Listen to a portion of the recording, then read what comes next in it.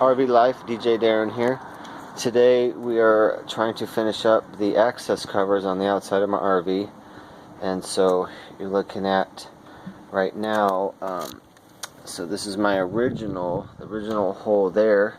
That's for the power plug right here, for the city power to come in through this door, this access door. The door used to be bigger, and you could actually, security wise, someone could get that door open and reach in and take stuff.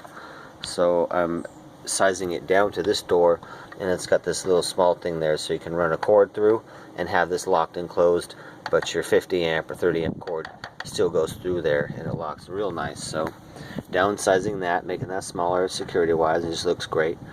And then the next thing over here is I cut this hole right here. I cut that out, and this is a fan. If you can look under here, that's an exit fan right there for all my electronics. All my electronics are inside here. If you can see it right there, there's all my electronics, and that's my 30 amp plug-in right there.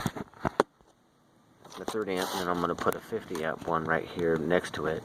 But for now, that's all my electronics and everything in there, so this will be blowing heat out. And it's got this nifty little cover here for the rain.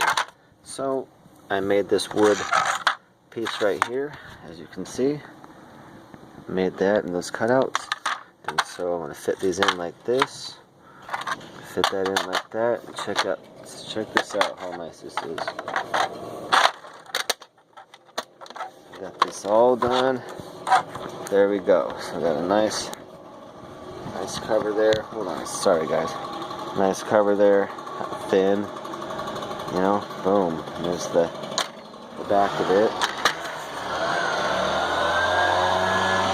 Alright, I might have to make this video again because you got the dang blower.